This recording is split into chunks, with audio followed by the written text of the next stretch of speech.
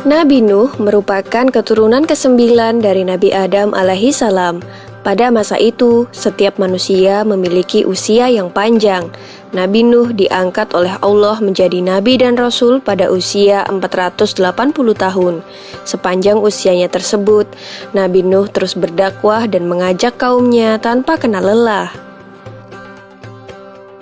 Meskipun Nabi Nuh telah berdakwah dalam jangka waktu yang lama, namun hanya dari kalangan orang-orang miskin yang mau mendengarkan beliau.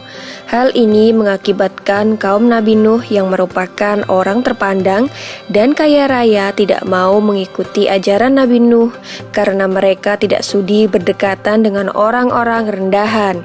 Mereka menganggap bahwa derajat mereka lebih tinggi daripada Nabi Nuh dan para pengikutnya. Bagi kaum yang durhaka itu, Nabi Nuh merupakan manusia biasa yang tidak mempunyai kelebihan apapun. Alasan itulah yang mereka gunakan untuk tidak menaati ajaran yang dibawa Nabi Nuh. Para pemimpin kaum yang kafir itu kemudian berkata bahwa mereka akan mengikuti ajaran Nabi Nuh jika pengikutnya yang terdiri dari orang-orang miskin itu diusir terlebih dahulu. Tentu saja Nabi Nuh menolak permintaan mereka. Penolakan itu membuat para pemimpin kaum yang kafir merasa kesal, kemudian mereka menantang Nabi Nuh.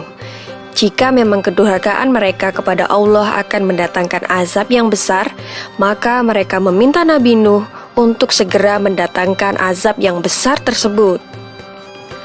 Begitulah sikap kaum Nabi Nuh yang sombong dan angkuh.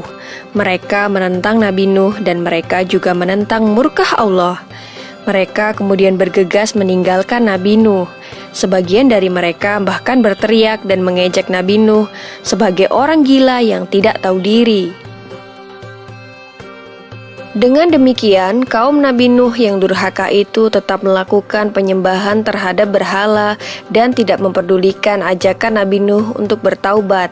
Mereka menyembah patung-patung yang mereka anggap sebagai Tuhan karena sesuai dengan ajaran leluhur mereka sejak dahulu. Allah kemudian memberikan petunjuk kepada Nabi Nuh agar membangun bahtera kapal yang besar di puncak bukit. Meskipun dikerjakan bersama dengan para pengikutnya, ternyata pembuatan kapal tersebut memakan waktu yang lama. Nabi Nuh harus diuji kesabarannya menghadapi kaumnya yang memandang pekerjaannya itu sebagai pekerjaan orang gila. Mereka mengejek Nabi Nuh sebagai orang bodoh karena tidak membuat kapal di laut, melainkan membuatnya di atas bukit. Salah satu dari mereka lalu berkata, "Lihatlah apa yang dilakukan Nuh. Dia dan para pengikut bodohnya membuat kapal di atas bukit." Nabi Nuh dan para pengikutnya tetap tegar dan terus bekerja menyelesaikan bahtera kapalnya.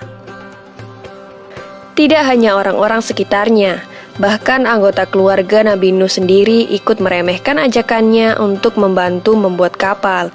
Istri Nabi Nuh dan seorang anak laki-lakinya yang bernama Kan'an terpengaruh keadaan dan menjadi durhaka kepada Allah dan Nabi Nuh. Dengan bimbingan Allah, Nabi Nuh dan para pengikutnya telah menyelesaikan pembuatan bahtera kapal tersebut. Allah kemudian memerintahkan Nabi Nuh untuk bersiap-siap karena bumi telah diperintahkan untuk memancarkan air dari dalam perutnya dan langit mulai hujan lebat. Nabi Nuh kemudian mengisi bahtera kapalnya dengan para binatang dan burung-burung terlebih dahulu. Berbagai macam jenis hewan mendatangi bahtera kapal Nabi Nuh secara berpasangan jantan dan betina.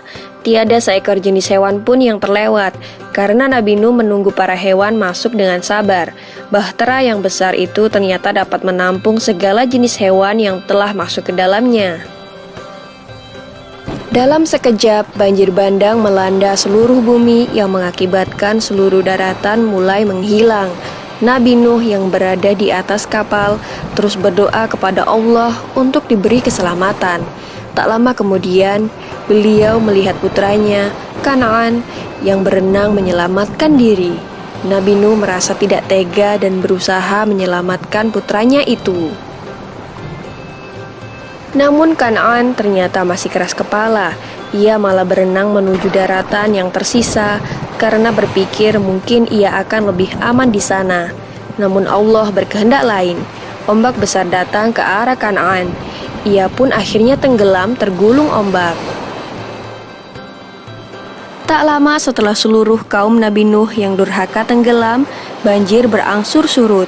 Nabi Nuh bersama para pengikutnya dan hewan-hewan yang berada di dalam kapal mulai keluar perlahan-lahan dan mulai membangun tempat tinggal mereka yang baru.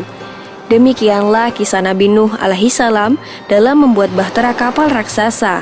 Semoga kisah ini bermanfaat bagi kita semua. Amin ya robbal alamin.